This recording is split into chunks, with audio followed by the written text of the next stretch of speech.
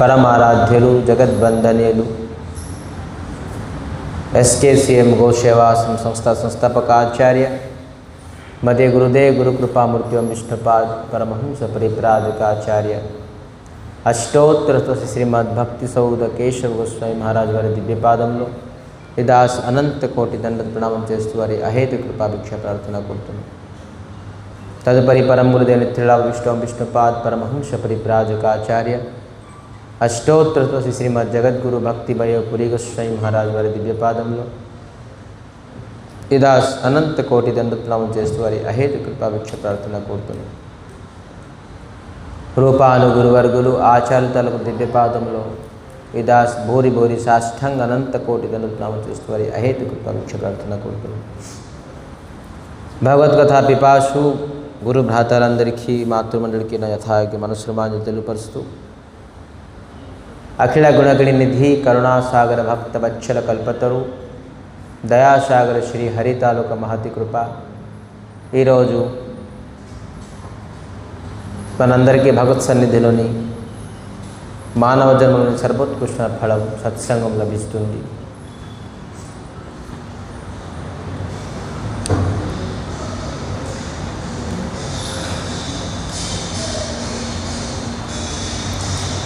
సీతాదేవి ఆంజనేయ స్వామికి అనేక రకాలైన బలం, ఒక్కొక్క వరం ఇస్తూ లాస్ట్కి స్వామి తలగా అనుగ్రహం ఏ వరం ఇచ్చారు ఎవరికైనా గుర్తున్నదా?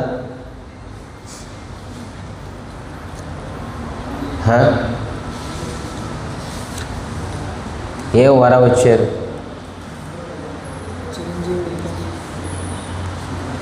అమర. దానికి ముందు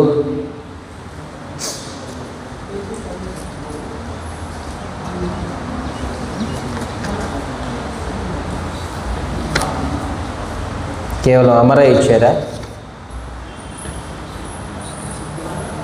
బల, శీల, అజర. అజర అంటే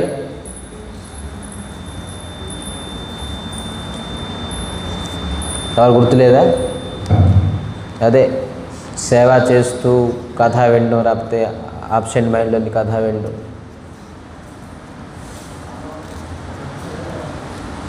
సో అజర అంటే వృద్ధ అవ్వకుండా ఉండాలి. అజర. అమర అంటే మృత్యు లేదు. మరి ఏం చెప్పారు? కరహు కృప ప్రభు అసస్వనికాన. స్వామి తలకు అనుగ్రహం ఉండాలి అని ఎప్పుడైతే చెప్పారో అప్పుడు ఆంజనేయ స్వామి చాలా ప్రసన్నం అయిపోయారు.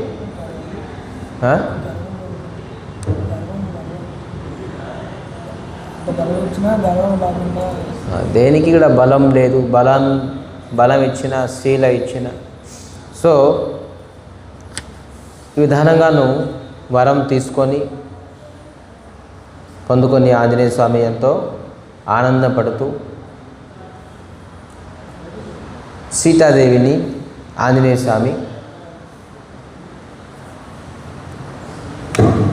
అడుగుతున్నారు, ఏంటి నాకు చాలా ఆకలేస్తుంది, నేను ఈ వాటికలన్నీ ఏదైనా ఆహారం తింటాను, పళ్ళు తింటాను. ఆంజనేయ స్వామి ఎప్పటి నుంచి లంక దాటకు ముందు నుంచి ఏమి ఆహారం తినలే. లంక దాటి ఇవన్నీ సంహరించి ఇవన్నీ లీలలు చేసి అప్పటి వరకు సీతాదేవి దర్శించకుండా అతను ఏ ప్రకారంగా నీళ్ళు కూడాను, జలం కూడాను స్పర్శించలే. ఇప్పుడు మనం ఎంత తల్లిని చూస్తే ముందు ఆకలి వస్తుంది. తల్లిదండ్రుల స్వభావం అటువంటిది. సీతాదేవిని దర్శించుకున్నారు కాబట్టి ఆంజనేయ స్వామికి ఆకలి వచ్చింది, ఆకలి వేసింది. సో ఆకలి వేసిందని తింటానని చెప్పేసి అది కూడాను పర్మిషన్ అడుగుతున్నారు. నేను సున్నహో మాతు మోహి అతిశయ భూఖా लागी देखी सुंदर फल रूखा सुन सुत करहि विपन रखवारी परम सुभट रजनी चर भारी राम सिया राम राम सिया राम. ఈ అందమైన ఆహారం పళ్ళు ఉన్నాయి, అవన్నీ నేను కొద్దిగా తింటాను అని ఎప్పుడైతే అడిగారో సీతాదేవి అంటారు సునో సుత. సుత అంటే కొడుకు. వినండి, ఇక్కడ ఈ బగీచా అంటే ఫ్రూట్స్ తాలూకా గార్డెన్. ఫ్రూట్స్ గార్డెన్లోని ఎంతమంది నిశాచరులు కాసి ఉన్నారు. నిశాచరులు అంటే అసురులు. అసురులు దానికి ఇక్కడ భట్ట అని చెప్తున్నారు. భటకులు. ఆ అసురు తలక భట్టలు అందరూ ఈ పళ్ళుకి కాసి ఉన్నారు, కాపల. కానీ మేకలు, కుక్కలు, ఆంబోతు ఈ మనుషులకి తినడానికి కాపలు లేదు. అది ఎప్పుడైనా తీసుకొచ్చి తినవచ్చు. కానీ పళ్ళుకి రెస్ట్రిక్షన్. పళ్ళు ఎవరు తినలేదు. అదే రావణాసుడు తాలూకా రాజ్యం. ఎవరింట్లోని నీసు మాంసాలు తినంటే చాలామంది తిని పర్లేదు అంటారు. నేను నీసు మాంసం విడిచిపెట్టేస్తానంటే అప్పుడు స్టార్ట్ అవుతుంది వారు. ఏంటంటే నీకు ఈ వయసులోని ఎవరు చెప్పారు నీకు నీసు మాంసం ఉండమని చెప్పేసి? తిను ఈ వయసులో నువ్వు వీక్ అయిపోతావు. సరే, అసురుల తాలూకా రాజ్యం అది. పళ్ళుకి రెస్ట్రిక్షన్, వెజిటేబుల్స్కి రెస్ట్రిక్షన్, నాన్ వెజ్కి ఎంకరేజ్మెంట్. ఇంట్లోనే ప్రతి ఇంట్లో ఇదే. ఇది చూసారా, సేమ్ మనకి రామాయణం నేర్చుకోవాల్సింది ఇది. అక్కడ ఎక్కడైనా గాడిదలు, మరి బిఫోలోకి ఏమంటారు, ఆంబోతు, గేదెకి తినేయచ్చు, మనుషులకు తినేయచ్చు. డైరెక్ట్ ఓపెన్గానే వండుకోవడం చేయడం ఏం అవసరం లేదు, డైరెక్ట్గా తినేయచ్చు. కానీ ఫ్రూట్స్కి కాపలా పెట్టున్నారు. ఫ్రూట్స్ ఎవరు తినకూడదు. అలాగే వెజిటేబుల్స్కి బోల్డ్ రెస్ట్రిక్షన్స్. వెజిటేబుల్స్ తిందామని ఎవరి ఇంట్లో నేను నాన్ వెజ్ తిన్నాను, వెజిటేబుల్స్ తింటానంటే మొత్తం ఆ ఇల్లు అంతా అల్లుకల్లోలం అయిపోతుంది. ఎవరు నాకు చెప్పారు ఎందుకు తినుకుంటున్నావు, తినాలి అని? అప్పుడు మనం ఏమనుకోవాలంటే ఆ ఇల్లు, ఆ సంసారం అసురుల తాలూకు సంసారం, రావణాసుడు తాలూకు రాజ్యం. రావణాసుడు తాలూకు రాజ్యంలో ఇవన్నీ ఉంటాయి అని చెప్పి అందరూ చాలా వెయిట్ చేస్తున్నారు. ఈ భటులు అందరూ దీనికి కాపలా ఉన్నారు. తీన కర భయ మాతా మోహినాహి జ్యోతున సుఖమానహు మనమాహి. నాకు దీని గురించి భయం లేదు, వీళ్ళందరి గురించి భయం లేదు. మీరు నాకు పర్మిషన్ అంటే నాకు అనుమతి ఇవ్వండి అని ఆంజనేయ స్వామి. देखी बुद्धि बल निपुण कोपी कहु जानहि जाहु रघुपति चरण हृदय धोरी तात मधुर फल खाहु రామ్ సియా రామ్ రామ్ సియా రామ్. అప్పుడు సీతాదేవి అన్నారు, రాము తడుక పాదపద్మాల్ని ఆశ్రయించి రాముడు పాదపద్మాల్ని చింతిస్తూ నువ్వు మధురైన ఫలాల్ని స్వీకరించు అని చెప్పారు. చూడండి, అమ్మ కూడా ఏమన్నా రాముడిని ఆశ్రయించి తీసుకో, అది భక్తిదేవి. నీకు ఏది పడితే అది నాకు అందింది నేను తినేయడం కాదు, మన డబ్బులు ఉన్నది అది నేను కొనుక్కొని తినేయడం కాదు, రాముడిని ఆశ్రయించి తిను అన్నారు. అదే భక్తిదేవి శిక్ష. భక్తి పండో కాయో అన్నమో ఏదైనా కూడా స్వామిని సమర్పిస్తూ తింటేక భక్తి. మనం స్వామిని సమర్పించకుండాను ఏ ప్రకారంగా మనం ఆహారం తింటే అది భక్తి కాదు. సరే, సీతాదేవి అన్నారు, రాముడి తరగ పాదపద్మాన్ని ఆశ్రయించి నువ్వు మధురమైన ఫలాన్ని స్వీకరించు. ఇది రామాయణ తొలగ ఘట్టం. ఈ సీరియల్లో చెప్తే ఏమిటి ఉంటుంది, ఇది చెప్తారు, మీకు తెలుస్తుంది ఏంటి? ఇవేందో మనకి క్లియర్గా పిక్చర్ వైజ్ చూపిస్తారు మనకి, కానీ దీంట్లో మర్మం ఏమి చెప్తారేంటి మనకి? భక్తిదేవి సీతాదేవి అనుకోండి, లక్ష్మి అనుకోండి, శాంతి అనుకోండి, మనం తినే ప్రతి ఆహారం స్వామిని సమర్పించి తింటాక మనకి శాంతి, లక్ష్మి, సుఖం దొరుకుతుంది. మనం భగవంతుడికి సమర్పించకుండా తింటే అది ఎప్పుడు కూడా మనకు శాంతిని, ప్రశాంతతని, సుఖముని ఇవ్వదు. సో అందుకే భక్తిదేవి చెప్తున్నారు, చలేహు నాయ సురు పఠౌ బాగా फल खाए सितरु तारे लागा रहे तहाँ बहु बठ रखवारे कछु मारे सि कछु भाई पुकारे राम सिया राम राम सिया राम.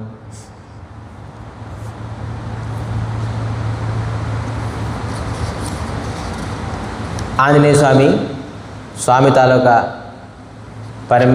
మాత తాలూకా పర్మిషన్ తీసుకొని చెట్టు పైన ఎక్కాడు మధురైన ఫలం తినడానికి.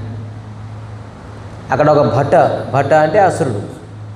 భట చూసి ఇంకో భట అని చెప్తున్నాడు, బందర్ వచ్చింది, కోతి వచ్చింది చూడు, మన వాటిక, అశోక వాటిక, ఆ వాటికకి కోతి వచ్చింది చూడు అని.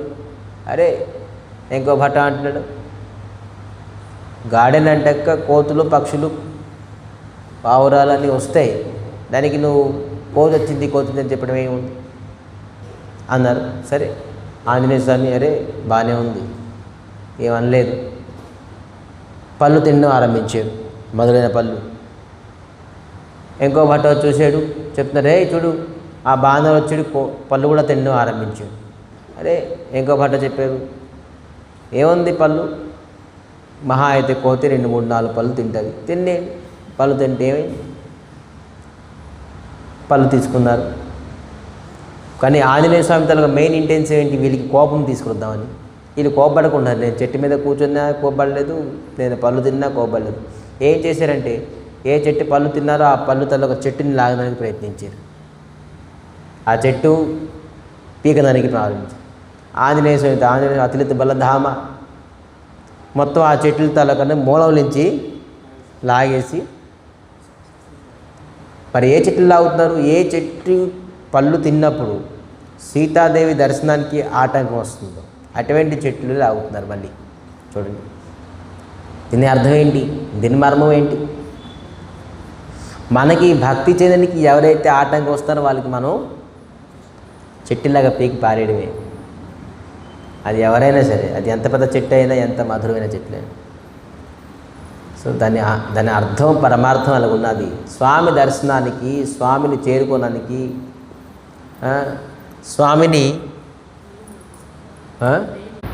స్వామికి దర్శనానికి ఎవరైతే ఆటంకం వస్తారో వాళ్ళకి మనం ఆంజనేయ స్వామి చూసారా ఎంత పెద్ద అయినా చెట్టుని పీకేసి పారేశారు.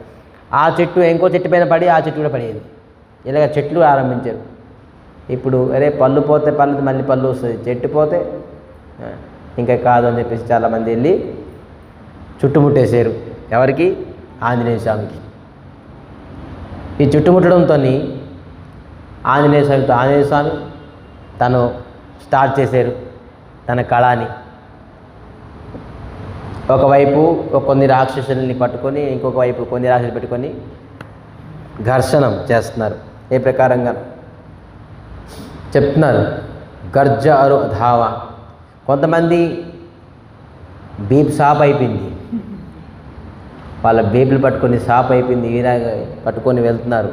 కొంతమందికి జుట్టు పట్టుకొని ఎదురికి ఏదైనా ఆంజనేయ స్వామి ఏ పని చేసినా కీర్తనంతో చేస్తారు. అక్కడి నుంచి కూడా రామ్ రామ్ రామ్ అనుకుని వచ్చారు, ఏ పనైనా రామే. ఇప్పుడు ఎలా కీర్తన చేద్దని చెప్పేసి 2 తలకాయలు పట్టుకొని డ్రెస్ కానీ కర్తాలు కొట్టినట్టు కొడుతున్నారు. రామ్ శ్రీరామ్ అని చెప్పేసి కానీ రామ్ ఏం కీర్తన చేస్తుంటారు. శ్రీరామ్ జయ రామ్ జయ జయ రామ్, శ్రీరామ్ జయ రామ్ జయ జయ రామ్, శ్రీరామ్ జయ రామ్ జయ జయ రామ్, శ్రీరామ్ జయ రామ్ జయ, శ్రీరామ జయ రామ్ జయ జయ రామ్, శ్రీరామ జయ రామ్ జయ జయ రామ్, శ్రీరామ్ జయ రామ్ జయ జయ రామ్, శ్రీరామ్ జయ రామ్ జయ జయ రామ్. ఈ ప్రకారం కీర్తన చేస్తూ అతను ఎవరికి ద్వేషించాలనుకోని, ఎవరికి కోపపడి అనుకోని, ఎవరికి చంపాలని ఒక ఇంటెన్సివ్ లేదు, కేవలం ఉద్రేకం చేయాలి. అయితే ఇక్కడ మర్మం ఏంటి? చెట్లు ఎందుకు పీకుతుండేరు? అన్ని చెట్లతో సీతాదేవి తల దర్శనానికి ఆటంకం రాదు, కానీ చెట్లు అన్నీ ఎందుకు పీకారు అంటే దాని మర్మం ఏంటి? రామచంద్రమూర్తి స్వయంగా లంకాని ఉద్ధరిస్తారు, రావణాసుని ఉద్ధరిస్తారు, రావణాసుని తర్వాత వంశజల్ని ఉద్ధరిస్తారు, అసురుల్ని ఉద్ధరిస్తారు, విభీషణుని ఉద్ధరిస్తారు. కానీ పాపం ఈ అశోక వాటికలోని సీతాదేవి ఆశ్రయం తీసుకున్నారు. ఈ వృక్షాన్ని ఎవరు ఉద్ధరిస్తారు? అందుకే నేను అందరికీ పీకేసి అశోక వాటికను అంతా నేను ఉద్ధరిస్తాను. చూడండి, ఆంజనేయ స్వామి తల మర్మం అటువంటిది. ఎవరిని చూసినా కూడాను ఉద్ధరించడానికి వైష్ణవం తన ఉద్దేశం అదే. ఎవరికి ఎలాగా ఉద్ధరించబడదాం, ఎవరికి కథ చెప్పి, ఎవరికి కీర్తనం చెప్పి, ఎవరికి ప్రసాదం ఇచ్చి, ఎవరికి దగ్గర చేసి, ఎవరికి చేదరించి, ఎవరికి కొట్టి, ఎవరికి తిట్టి, ఎవరికి శాసనం చూపించి, ఇవన్నీ శాసనం, కొట్టడం, తిట్టడం, ప్రేమించడం, స్నేహం చేయడం, ఇవన్నీ కేవలం ఒక బాహ్య. ఇవన్నీ చూపించడం వల్ల అతను భక్తి చేస్తారు, శ్రద్ధ చేస్తారు, మాట వింటారు అని చెప్పినారు. కాకపోతే వైష్ణవునికి ఇంటెన్సివ్ లేదు, ఎవరికి తిట్టడంలోనే ఇంటెన్సివ్ లేదు, ఎవరికి ప్రేమించడం, స్నేహించడం, ఆదరించడంలోనే ఇంటెన్సివ్ లేదు. ఇంటెన్సివ్ ఒకటి ఏంటి? అందరికీ కృష్ణ భక్తిలోని తీసుకురాడు. ఆంజనేయ స్వామి ఎవరికి ద్వేషించి లేకపోతే ఈ చెట్లపైన ఏదో కక్ష కట్టుకొని ఉద్ధరించుకుంటున్నారు. ఆ అసురులు కూడాను ఏంటి? అందరికీ రాముడు తాలూకా గతి, రామగతిని పొందించడానికి ప్రయత్నిస్తున్నారు. సో ఈ ప్రకారంగాను నాథో ఏక ఆవ కపి భారీ తేహి అశోక వాటిక ఉజారి खायसी फल अरु बिटप उपारे रक्षक मर्धि मर्धि महिडारे राम सिया राम राम सया राम. కొంతమందికి బీప్ సాప్ చేశారు, కొంతమంది బీప్ సాప్ చూసి కొంతమంది దగ్గరికి వెళ్ళని భయపడ్డారు. బాబోయ్, ఇది మామూలు బాణలు కాదు, ఇది మామూలు కోతి కాదు, వెళ్ళి మనం ఖచ్చితంగాను చెప్పవలసిందే అని చెప్పేసి అప్పటికిన్ను భట్ట, సుభట్ట, మహాభట్ట 3 కేటగిరీలు కూడా ఇక్కడ ఉన్నారు. భట్ట అంటే మామూలుగా అసురుడు, సుభట్ట అంటే ఇంకొద్దిగా బలమైన వ్యక్తులు, బలమైన అసురులు, మహాభట్ట ఇంకా అత్యధికంగా బలమైన అసురులు. 3 అసురులు కూడా అక్కడ ఉన్నారు. అందరికీ చితక బాధేశారు, బీప్ సాప్ చేసేసారు అందరూ. కొంతమంది దగ్గరికి వెళ్ళడానికి కూడా భయపడ్డారు. అక్కడి నుంచి పరిగెట్టి చెప్తున్నారు, కుచ్చు మారేసి కొంతమంది దెబ్బతిన్నారు, కిచ్చు జాయి పుకారే. కొంతమంది వెళ్ళి రావణాసుడికి కంప్లైంట్ ఇచ్చారు, బాబు ఏంటి ఒక విచిత్రమైన బందర్ వచ్చారు, కోతి వచ్చింది, అది మామూలు కోతి కాదు. అప్పటికి కూడాను ఎవరిని? అక్షయ్ కుమార్ని చంపేశారు.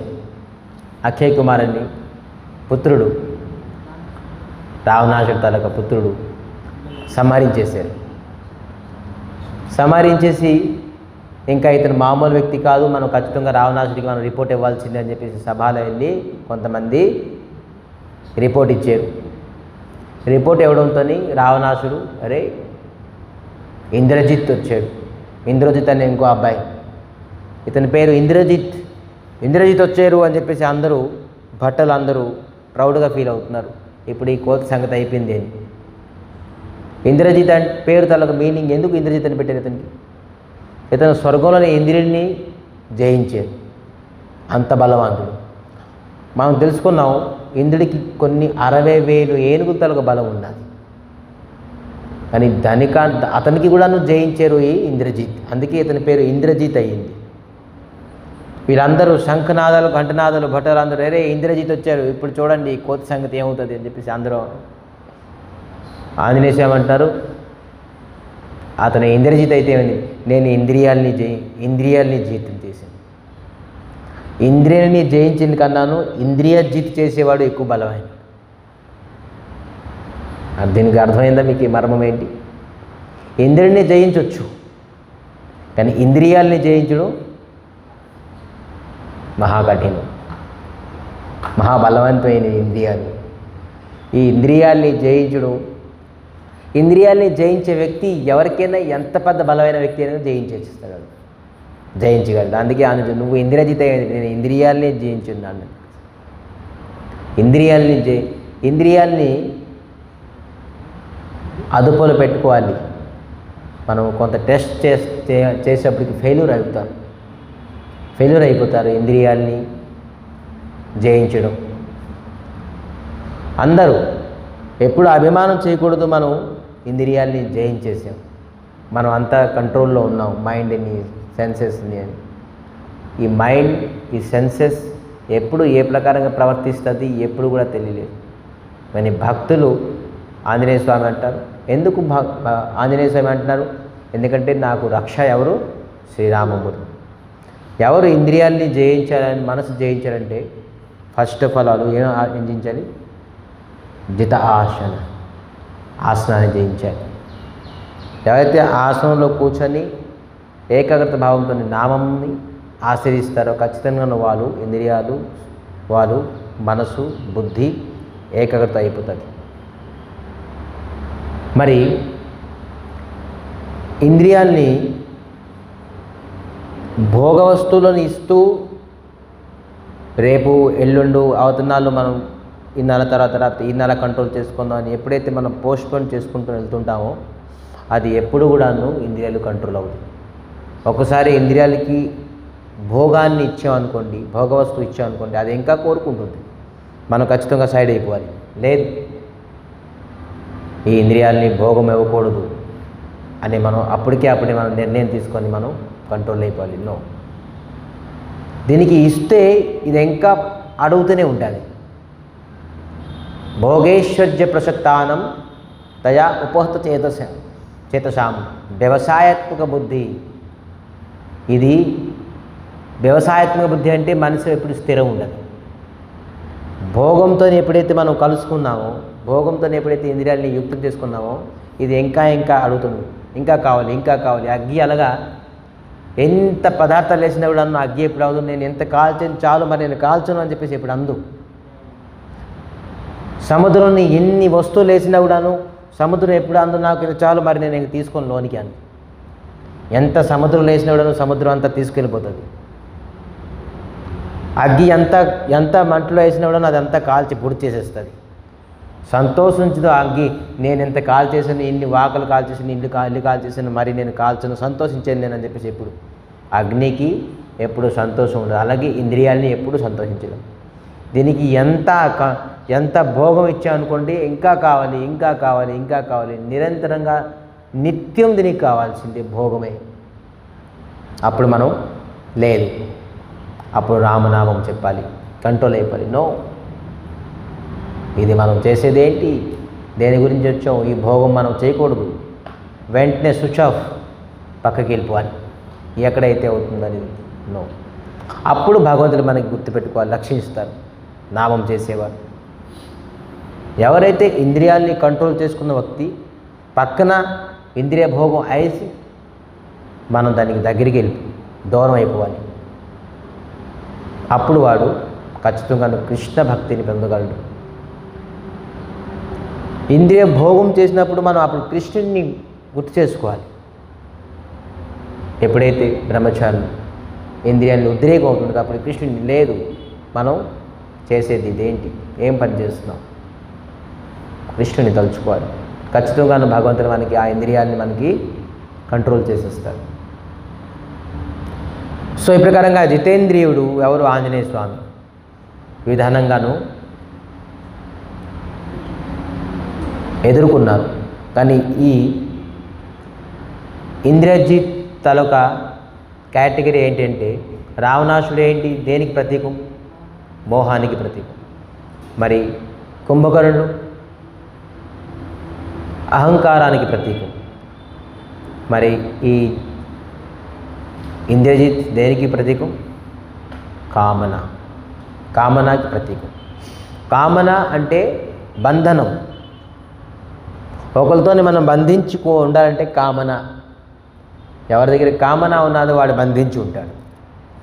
ఇవాళ రేపు జగత్తు అంతా బంధించి ఉన్నదంటే అక్కడంతా కామన ఉన్నది కాబట్టి బంధించి ఉన్నది. కామన లేకపోతే ఎవరి బంధనం లేదు, అంత కేవలం ఫ్రీడమ్. నువ్వెవరు కుక్కలు, పశువులు, పక్షులు ఏ బంధనం ఉండదు వాళ్ళకి. ఎందుకు? వాళ్ళు ఎగురుతూనే ఉంటారు. వాళ్ళకి కామన వాసన ఎక్కువే కానీ ఓపెన్గా ఎవరితోనే ఏ ప్రకారంగా బంధనం ఉండదు. సో బంధనం అనేది కామనతోని కలుగుతుంది. సో ఇంద్రజిత్ ఏమైనా పని చేసినా ముందు బంధిస్తాడు వాడికి. ఈ ఆంజనేయ స్వామికి నేరుగా వచ్చి బ్రహ్మాస్త్రం వేసేసాడు. వచ్చి ఇంకేం పని చేయలే, బ్రహ్మాస్త్రం. అరే ఒక బాణుడి పైన, ఒక కోతి పైన బ్రహ్మాస్త్రం వేస్తారా? బ్రహ్మాస్త్రం వేయడానికి ఒక అర్హత ఉండాలి, ఒక వ్యక్తి ఉండాలి, అటువంటి వ్యక్తి ఉండాలి, అవతలాడు అటువంటి అర్హుడైన వ్యక్తి ఉండాలి, అతనికి బ్రహ్మాస్త్రం వేస్తారు. కానీ ఏమి సరి సమానంగా ఉండాలి. కానీ వచ్చినవన్నీ బాణుడికి బ్రహ్మాస్త్రం వేసేసారు, ఏమి తెలియకుండా. ఆంజనేయ స్వామి ఆ బ్రహ్మాస్త్రం నాగపాశ బంధం చేసేసారు ఆ బ్రహ్మాస్త్రం నుంచి. అయితే ఆంజనేయ స్వామికి ఏ ప్రకారంగా బ్రహ్మాస్త్రం కూడా ఏం చేయలేదు, నాగపాశ బంధనం కూడా ఏం చేయలేదు. కానీ ఆంజనేయ స్వామి సన్మానం ఇచ్చారు బ్రహ్మాస్త్రానికి. అరే బ్రహ్మాస్త్రం ఏది, నేను బ్రహ్మాస్త్రానికి నేను అవమానం చేయకూడదు, అపమానం చేయకూడదు. చూడండి ఎంత వినయం భక్తులకి. ఇప్పుడు చెప్తారు మనం చాలామంది, నువ్వు భగవంతుడి మీద ఒట్టు పెట్టి చెప్పు, నువ్వు నిజం చెప్తున్నావా అంటే అప్పుడు మనం జంకుతాం. అరే భగవంతుడితో ఎలా మనం ఏదైనా సంకల్పం, నేను ఈ పని చేయకూడదు అని అనుకున్నాం అనుకోండి, ఇది నేను చేసిన తప్పు, నేను ఇది రోజు చేస్తున్నాను, చేయకూడదు అంటే అప్పుడు రాధారాణికి మధ్యలో పెట్టాలి. రాధారాణి పైన ఒట్టు, నేను ఈ పని ఇంకెప్పుడు చేయను.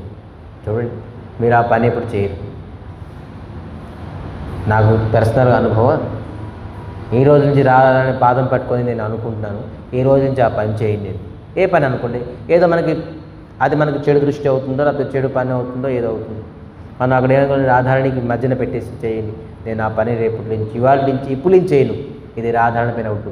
ఇంకా ఆ మనసు మీకు ఎప్పుడూ ఆ వైపు వెళ్దాం. ఎందుకంటే మనకి అస్త్రం ఎవరు? రాధారాణి బ్రహ్మాస్త్రం. ఆ వైపు ఇప్పుడు ఆలోచన కూడా ఉండదు నీకు. ఆ విధంగా మనసుని మనం తీసుకురావాలి ఇవన్నీ.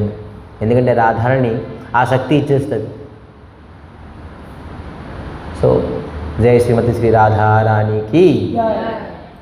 సో బ్రహ్మాస్త్ర వేయడంతో సన్మానం ఆంజనేయ స్వామి బంధించిపోయాడు నాగపాశ బంధనంతో. చాలామంది ఆ నాగపాశ బంధనం ఏంటి, మామూలుగా చిన్న రోప్తోని కట్టేసు. కొంతమంది అసురులు తలొక స్వభావం కదా, రాక్షసుడే వీడు మహాబలమైన అసురుడు, కోతి, బాంధవుడు, వీడికి ఈ చిన్న తాడు ఎక్కడ పనికి వస్తుంది? ఇదే మొహక అంటే ఏంటి? ఇదే అవకాశం. వీడికి పెద్ద లావు తాడుతోని కట్టేద్దాం ఇప్పుడే, మరి ఎప్పటికీ కూడా వీడు విడుదలవ్వదు. ఒకవేళ మధ్యన వెళ్తుండగా ఈ తాడు తెంపేసుకుంటే మళ్ళీ మనకి బీప్ షాప్ అయిపోతుంది. తెలుసు ఈ బీప్ షాప్ ఒకసారి పడ్డది కాబట్టి ఇది రుచి తెలిసింది. బాబు మామూలు బాంధవుడు కాదు, ఈ తాడు తెంపేసంటే మనకి ఎనగాల ఉంచుకోడు, మనకు ఆడుకుంటాడు. అందుకే ఇతనికి ఒక లావు తాడు కట్టేద్దాం అని చెప్పేసి ఈ బానరుల తలగా, ఈ అసురుల తలగా స్వభావం కానీ పెద్ద లావు తాడుతో కట్టేశారు. ఎప్పుడైతే లావు తాడుతో కట్టేశారో అప్పుడు వీళ్ళు బ్రహ్మాస్త్రానికి అవమానం చేసినట్టు. బ్రహ్మాస్త్రం అనేది చిన్న తాడు కాదు, అది ఆ చిన్న తాడులోనే ఎంతో బలం. కానీ వీళ్ళు అసురుల తలగా స్వభావం కదా, ఇది చిన్న తాడు, సన్నమైన తాడు తెంపేస్తాడు, అందుకే లావు తాడుని ఈజీని తెంపేస్తారు. కానీ బ్రహ్మాస్త్రాన్ని ఏమి తెంపలేరు ఆంజనేయ. వాళ్ళు అవమానం చేశారు కాబట్టి బ్రహ్మాస్త్రం విడుదలైపోయింది, ఆటోమేటిక్గా వెళ్ళిపోయింది. బ్రహ్మాస్త్రం ఆటోమేటిక్గా తెగిపోయింది. ఇక్కడ తెలుసుకోవాల్సింది ఏంటి తెలుసా? ప్రయారిటీ మనం ఈ కథలోని ఎప్పుడైతే మనం వేదం, శాస్త్రం, పురాణం అన్నిటికంటాను సర్వోత్కృష్ట సాధన ఏంటి? హరినామం. హరే కృష్ణ కృష్ణ కృష్ణ హరే హరే, హరే రామ్ రామ్ రామ్ హరే హరే.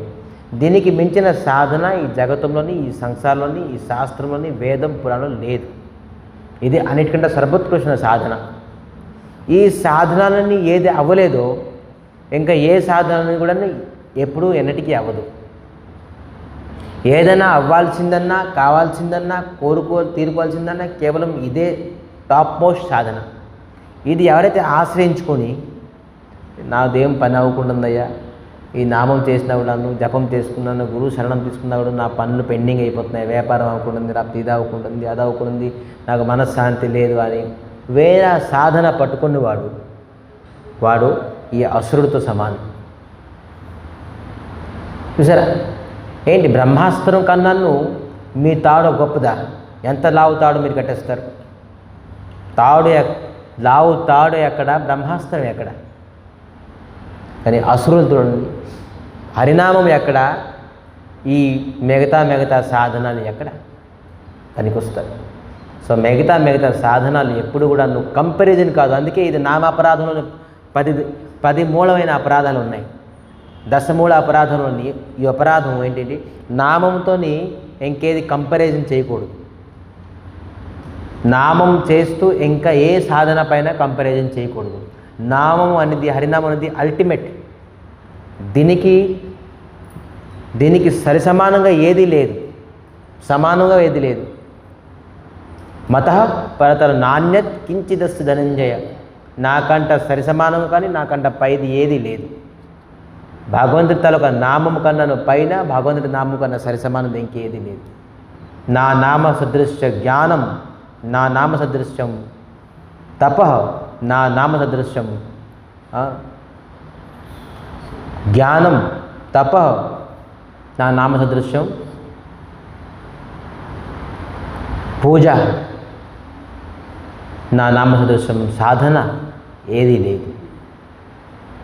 సో నామంతో కంపేర్ చేయకూడదు. అలాగే బ్రహ్మాస్త్రంతో కంపేర్ చేయకూడదు. ఎప్పుడు బ్రహ్మాస్త్రానికి అవమానం చేశారో అదే విధానంగాను మీరు నామాన్ని పక్కన పెట్టి ఇంకా సాధన మీరు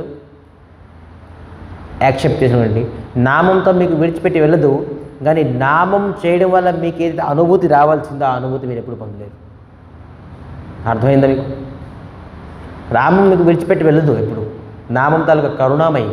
భగవంతుడు ఎంత కరుణామయో నామం కూడా అంత కరుణం. మీకు విడిచిపెట్టి వెళ్ళదు. కానీ ఏదైతే అనుభూతి మీరు పొందవలసిందో నామం చేసి ఆ అనుభూతి ఎప్పటికీ ఎన్నటికీ మీరు పొందలేరు. నామాన్ని పక్కన పెట్టి ఇంక వేరే సాధన చేశారనుకోండి. నామం అనేది సర్వోత్కృష్ణ శ్రేష్టమైన సాధన. మనం ఎప్పుడైతే నామం చేస్తున్నామో అతి అద్భుతంగాను కేవలం నామం గురించి ఆలోచించి నామం చేయాలి. దానికంటే అందుకే ప్రభుపాదులు నామం గురించి ఒక సమయాన్ని కేటాయించారు. మీరు గందరగోళం చేయకూడదు. నామం చేసినప్పుడు, సేవ చేసినప్పుడు నామం చేసినప్పుడు సేవ, ఇవన్నీ నామానికి ప్రత్యేకంగానే ఒక సమయం ఉంచుకోండి. ఆ సమయంలో ఖచ్చితంగా నామం చేయండి. సో ప్రకారంగాను ఆంజనేయ స్వామికి తీసుకొని వెళ్ళారు. అప్పుడు ఇంద్రజిత్ బ్రహ్మాస్త్రతే సాధా కోపి మనకినో విచార జో న బ్రహ్మ సరమానౌ మహిమా మిటై అపార. బ్రహ్మాస్త్రంతో నాగపాశ బంధనంతో ఈ బాణుడికి ఎక్కడ తీసుకెళ్ళారు? రావణాసురుడి సభలో తీసుకెళ్ళారు. అయితే ఆంజనేయ స్వామి ఎందుకు బంధించబడ్డారు? ఇది ఆంజనేయ స్వామి వే ఆఫ్ థింకింగ్లో మనం పాయింట్ని తీసుకుందాం. భగవంత భక్తులు, వైష్ణవులు బంధించి కూడా భగవత్ సేవ చేయడానికి ప్రయత్నిస్తారు.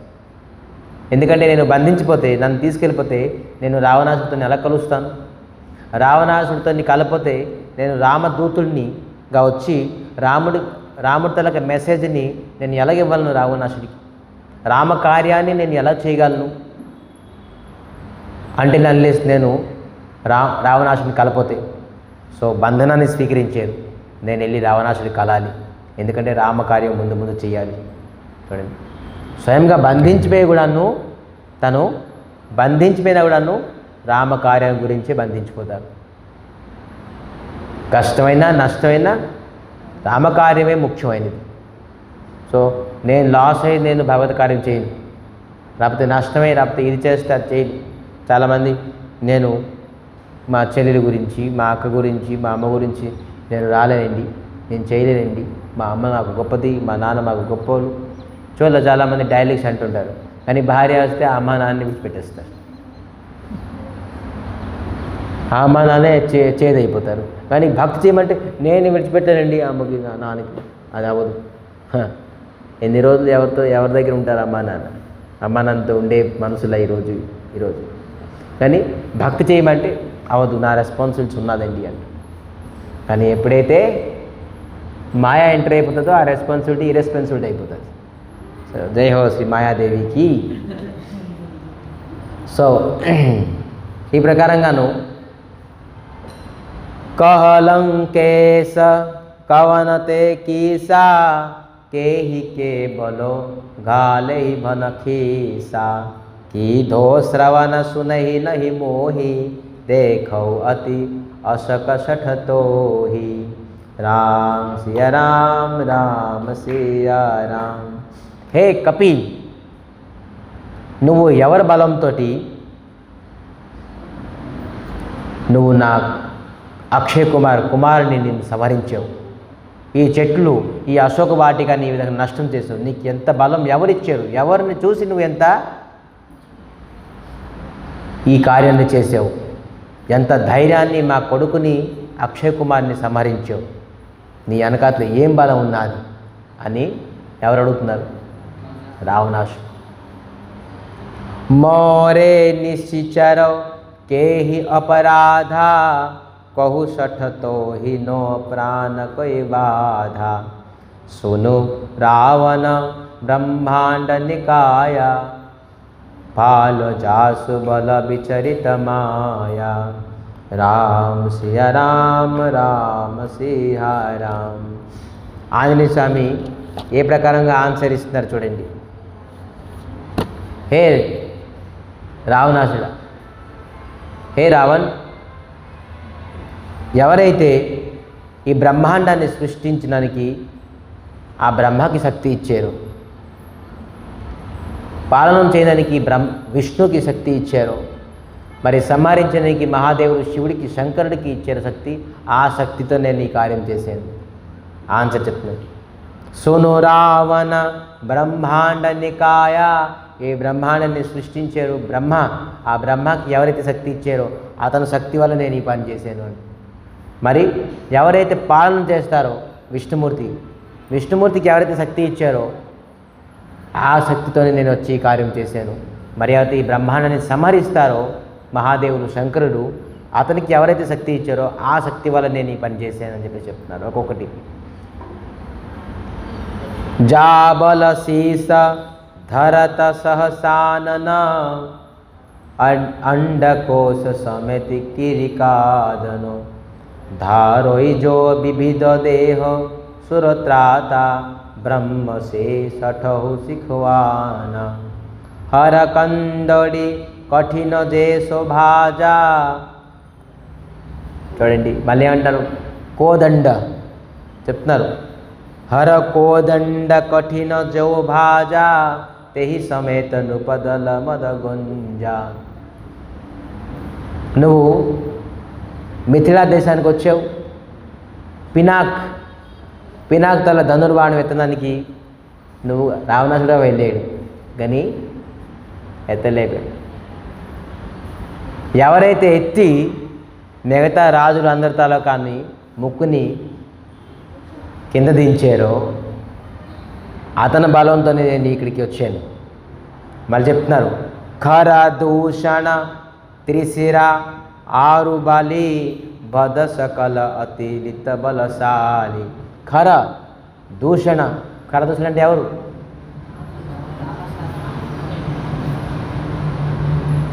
మరి త్రిశిర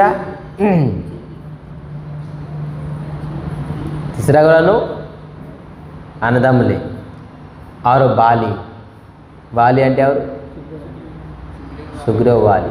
వీరందరికీ కేవలం ఒకే ఒక బాణంతో సంహరించారు. అటువంటి ఆ సంహరించిన వాడెవరు? ఆ బలంతో నేను వచ్చాను. మర్చిపోయావా రావణాసుడా? వాలి నీకు 6 నెలలు ఎక్కడికి ఉంచేశారు. అటువంటి వాలిని మరి సహస్రబాహు అర్జున నీకు ఏ ప్రకారంగా గతి చూపించారు, అటువంటి విధులు సంహరించే బలం ఇచ్చారు. మరి విను. జాకే బల లవలే సొతే జితేహు చరాచర ఝారి.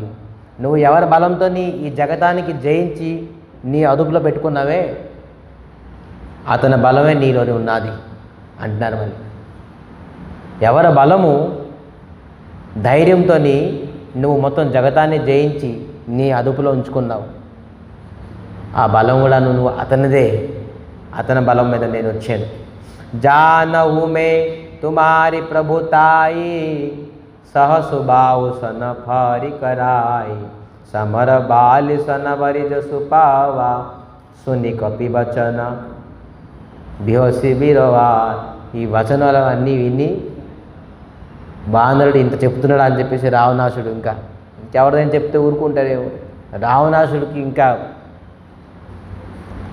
खायऊ फल प्रभु लागी भूखा कपि सुभावते तरेऊ रूखा सबके देह परम प्रिय स्वामी मारहि मोई कुमार गगामी. ఆంజనేయ స్వామి మళ్ళీ చేతులు తోడి చెప్తున్నారు, స్వామి నాకు ఏదో ఆకలేసింది 2 పళ్ళు తిన్నాను, దానికే మీరు కొట్టేస్తారా? నాకు ఎవరైతే కొట్టారో నేను వాళ్ళకి కొట్టాను. నేను నాకు ఎవరు కొట్టలేదో, ఎవరైతే నాకు చంపడానికి ప్రయత్నించలేదో నేను దానికి ఏం చేయలేదు అంటే రాముడు బట్టుగా వచ్చారుగా, ఏ ప్రకారంగా యాక్షన్ తీసుకోకూడదు అని చెప్తున్నారు. నన్ను పళ్ళు తిన్నాను, కొన్ని పళ్ళు తిన్నందుకు నాకు ప్రాణంతో చంపడానికి వచ్చారు, నేను చంపాను. మీ కుమారుడు అని నేను చంపలేదు, మీ కుమారుడు పైన నాకు కక్ష లేదు, నాకు చంపడానికి వచ్చారు కాబట్టి నేను చంపాను అని చెప్తున్నారు. మోహిన కछु బాధే కరు లాజా की न चहो निज प्रभु करो काजा बिनती करहु जोरी कर रावण सुनो मानति जी मोर सिखवान देखहु तु न निज कुलोहि विचारी भ्रमति जी भजहु भग भयहारी राम सिया राम राम सिया राम. చెప్తున్నారు బినతి కరవు, వినతం చెప్తున్నారు. ఏదైతే నువ్వు శటపూర్వకంగా నువ్వు సీతాదేవిని తీసుకొచ్చావే, నువ్వు మర్యాదగా నెల్లు రాముడికి అప్పచెప్పి, దాంట్లోని నీ వంశానికి నీకు శ్రేయస్కరం. ఇది చెప్పడానికి ఇంత దూరం వచ్చారు రావణాసుడి కల్లానికి. నువ్వు అక్కడ సమ దాన దండ భేద ఈ 4 కూడా ప్రయత్నిస్తారు. సమ అంటే ఏంటి?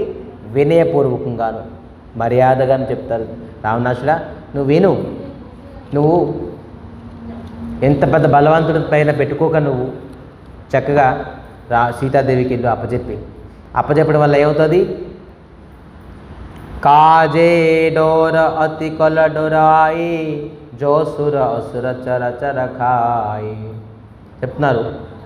నువ్వు చక్కగా లంకాలోని రాజు అయి నిరంతరంగా ఎల్లప్పుడూ నువ్వు వేయగలవు అని మర్యాదగా చెప్పారు. దానికి సమ అన్నారు.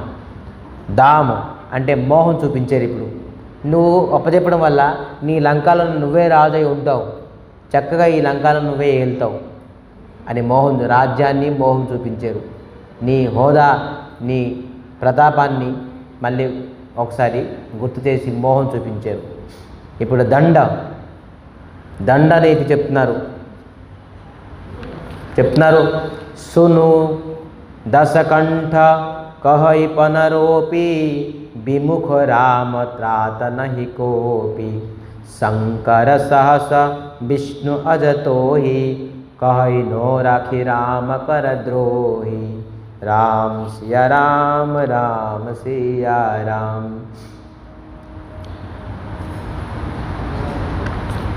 శంకర సహస 1000 మంది శంకరులు వచ్చిన విష్ణు బ్రహ్మ వచ్చిన కూడాను నా రఖి రామకర ద్రోహి రామద్రోహిని ఎవరు రక్షించలేరు జాగ్రత్త అని హెచ్చరిస్తున్నారు. దండ భేదనీతి, దండనీతి, భేదనీతి అని చెప్తున్నారు. అన్ని నీతులు ప్రయోగించారు రావణాసుడి దగ్గర. మర్యాదకు చెప్పేశారు, నువ్వు విను, లేపైన పక్షులని నువ్వు లంకాలోని నువ్వే రాజు ఉంటావు, లేపైన పక్షులని నీకు ఎంతమంది ఎవరు వేల మంది శంకరుడు బ్రహ్మ విష్ణు వచ్చిన కూడా నీకు రామద్రోహిని నీకు రక్షించడానికి ఎవరి వల్ల కాదు అని చెప్తున్నారు. మోహముల బహు సులప్రద త్యాగౌ తమ అభిమాన భజౌ రామ రఘునాయక కృపా సింధు కదపి కహి కపి అతి హీనవాణి భగతి వివేక విరీతి నయసాని బోలా బిహసి మయా అభిమాని మిలా మమహి కపి గురు బడఖ్యాని. ఇవన్నీ చెప్పిన తర్వాత మహా అభిమాని కదా రావణాసుడు ఎందుకు వింటాడు అని అభిమానులు ఎవరు వినరు, తర్కం చేస్తారు, మాటకి మాట ఇరుగుతారు. వీళ్ళకి అభిమానం అంటారు, అహంకారం. ఏదో ఒకరు చెప్తున్నారు, పద్ధతులు చెప్తున్నారు, వినాలి అని కాకుండాను ఇంకొక మాటకి ఇంకొక మాట ఇవ్వడం, లేదంటే ఇంకొకటి యాక్షన్కి ఇంకో రియాక్షన్ తీసుకురావడం, వీళ్ళందరూ అభిమానం. చక్కగా ఆంజనేయ స్వామి అర్థం చేశారు. సమ దమ దండ భేద నీతితోనే అర్థం చేశారు. అర్థం చేసుకోవచ్చు కదా, విద్వాన్ పండితుడు, మళ్ళీ మామూలు అతని కాదు. కానీ ఏమంటారు, బోలా బిహసి మహా అభిమాని మిలామ బిలామహి కపి గురు బడ జ్ఞాని. నాకు ఒక కోతి దొరికింది, ఆ కోతి గురువులాగా నాకు జ్ఞానం ఇస్తున్నాడు. ఈ కోతి కాదు, ఇది ఒక గురువు. నువ్వు ఒక కోతి గురువి, నువ్వు నాకు జ్ఞానం ఇస్తున్నావా అని చెప్తున్నా. చూడండి, ఆంజనేయ స్వామికి కోతితోని పోల్చి నువ్వు గురువు అయిపోవు నాకు, మరి నువ్వు గురువై నాకు జ్ఞానం ఇస్తున్నావు ఇప్పుడు అని చెప్పేసి చెప్తున్నారు. మరి అన్నారు, మృత్యు నికట ఆయ్ ఖలతోహి లాగేసి అధమ శిఖావనమోహి. నీ మృత్యు దగ్గరికి వచ్చింది. రావణ అంటున్నాడు, హే కోతి, ఏ బానర, నీకు మృత్యు దగ్గర వచ్చింది, అందుకే నువ్వు ఈ ప్రకారంగా నువ్వు వాగుతున్నావు. మంచి చెప్పినా కూడా ఇతరులకి చేదుగా అనిపిస్తుంది, కష్టంగా అనిపిస్తుంది. ఇక నీకు చావు దగ్గర వచ్చింది, అందుకే నువ్వు నా దగ్గర ఇలాగ వాగుతున్నావు అని చెప్పేసి ఎవరు అంటారు, రావణాసు. అప్పుడు ఆంజనేయ స్వామి అంటారు, ఉలుటా హొయి కహ హనుమాన మతి బ్రహ్మ తోర ప్రగటమే జాన. నీ మతి భ్రమించింది, నాకు కాదు మృత్యు, నీకు దగ్గర వస్తుంది మృత్యు అని అంటున్నారు ఆంజనేయ స్వామి. మృత్యు నాకు కాదు, ఇది నీకు వచ్చింది మృత్యు, అందుకే నువ్వు చూసారా అంటారు.